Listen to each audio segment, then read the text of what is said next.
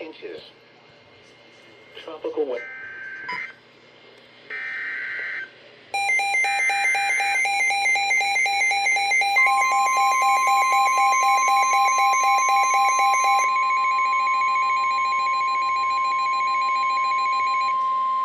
The National Weather Service in Melbourne has issued a severe thunderstorm warning for East Central Brevard County in East Central Florida until 7:45 p.m. Eastern Daylight Time.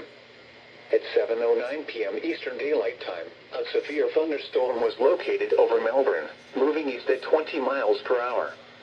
Hazard, 60 miles per hour wind gusts. Source, radar indicated. Impact, expects damage to roofs, siding, and trees.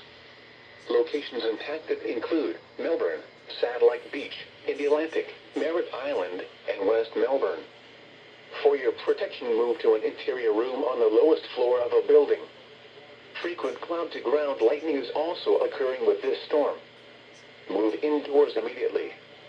Remember, lightning can strike beyond 10 miles away from a thunderstorm.